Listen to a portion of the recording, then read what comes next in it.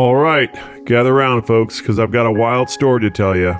I have to submit this anonymously for reasons you'll understand at the end. It was the summer of 2016, and my buddy, who we'll call Billy for the sake of the story, and who's a real camping enthusiast, convinced me to go on a camping trip with him. Now, I'm not exactly the outdoorsy type, but hey, I didn't have any plans, so I figured why not. Billy had this badass truck that was loaded up with all this camping gear, which included a built-in tent. He wasn't into those fancy reserved campsites though. Nope, he preferred finding our own hidden gems in the wilderness. Off we went, driving up into the Smoky Mountains, searching for the perfect spot. After some off-road adventures and a few wrong turns, we stumbled upon the perfect clearing in the forest. It had enough room for the truck and a fire pit. Just what we were looking for. We set up camp, and by the time we got everything sorted, it was already getting late. Billy, being the camping pro that he is, pulled out the beers and dogs, and we sat around the campfire and cooked them up. Something about the smoky wood fire really brings out the flavor in food. Well, this is the part of the story where things got really weird and scary. After dinner, we sat around the fire, drank beers, and told stories about our old high school days, when we heard loud grunting sounds coming from somewhere behind our campsite. On this night, there was no moon, so everything beyond our campsite was pitch black. Our first thought was the barbecue must have attracted a bear, or some wolves, or some other animals. But these grunts were unusually loud, and it didn't sound like any of the usual suspects. I tried to take a video, but it just came out as a black screen.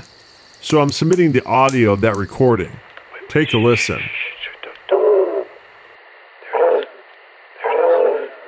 Holy shit.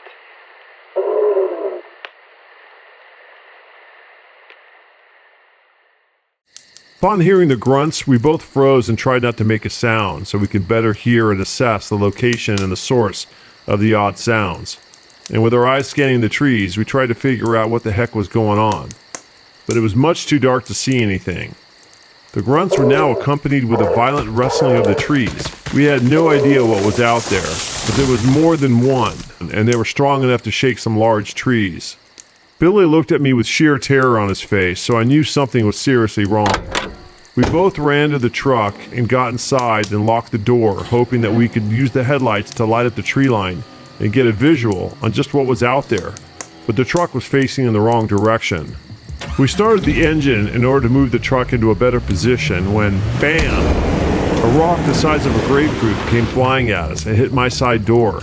At that point, the adrenaline of fear kicked in, and we decided we no longer cared to see what was out there. It was time to get the hell out.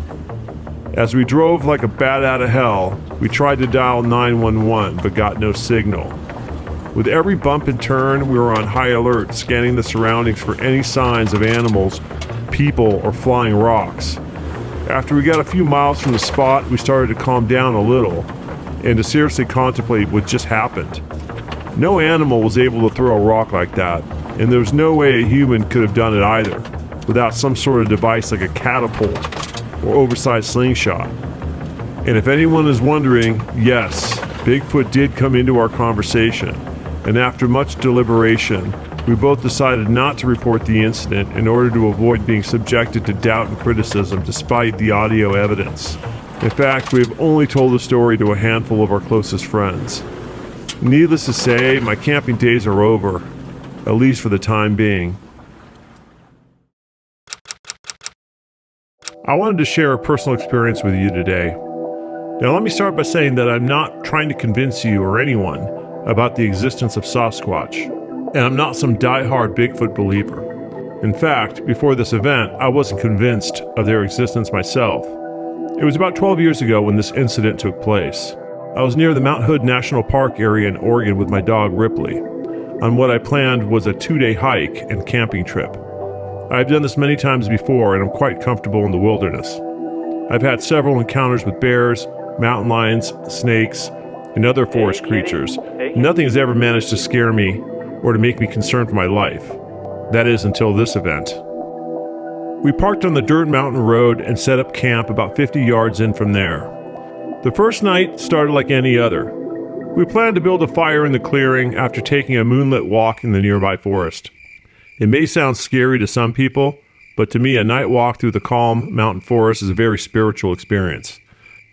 It was a quiet night with a slight breeze, and the only sound were crickets and a gentle rustling of leaves. We hadn't ventured far when an overwhelming feeling washed over me, something urging me to leave, like I wasn't welcome here. It came out of nowhere, and I began to get incredibly scared. Mind you, I didn't hear or see anything suspicious, and Ripley wasn't reacting to anything specific either. On the surface, everything seemed normal, but internally, I felt an energy that was urging me to leave. Instinctively, I called out, "Hello? Is there anybody there?" There was no reply. I thought maybe I was being watched by a bear or mountain lion. I started jumping around and yelling, hoping to scare away whatever was causing this feeling. Upon seeing my behavior, Ripley started barking himself. That was the first indication to me that he may now also be sensing something, or maybe he was just reacting to my fear. I'm not sure. But in the end, there was complete silence, and all we managed to do was to stop the crickets from chirping. It was so quiet that I could hear my own heartbeat. Then all of a sudden, the silence was broken by a loud crunch and crashing sound. It resembled the sound of a massive branch or piece of wood striking another tree, the kind of impact that breaks wood. It was not like the sound of stepping on a branch or a falling tree. I've witnessed falling trees in the woods and heard many branches snapping, but this was different. The noise was far too significant to be caused by a tree shaking in the wind, or a branch breaking because of someone or something pulling or stepping on it. At this point, Ripley was barking uncontrollably. I picked him up, and we made our way back down to the campsite and to the truck. As I turned to run, I could see the tops of the massive trees swaying under the moonlight, and heard a loud grunting sound ring out as if to say, "Keep running and don't ever come back. This is my house." The entire ride home it was raining, and I could hardly keep the truck in my lane because my hands were trembling on the steering wheel. I'm still not sure if what I ran into was a Sasquatch, but a friend of mine who knows that area better than I do did not seem to be surprised by my story, and informed me that the area is known for being a Bigfoot sighting hotspot. So although I never physically saw a Sasquatch, I can tell you I felt their presence. And let me tell you, it was powerful.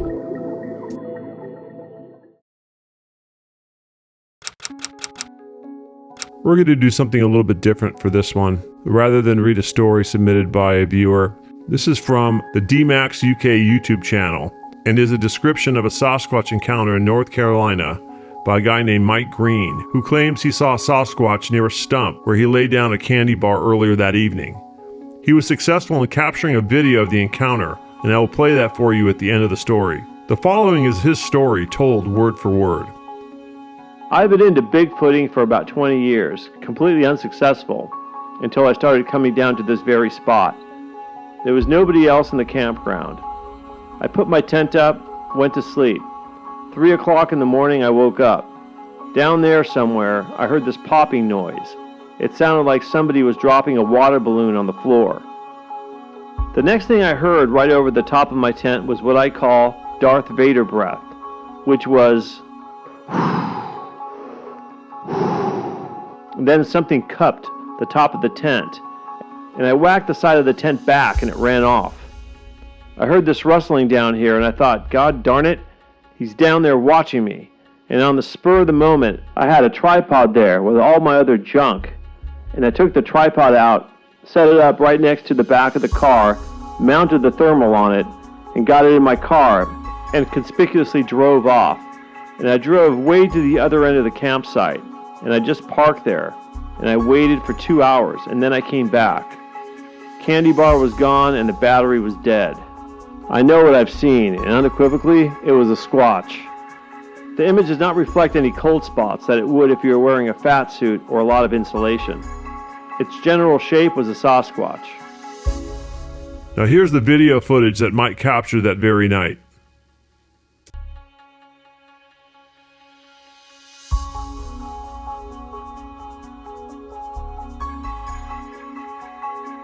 In their video, they do a reconstruction of the event, and I will link their full video in the description.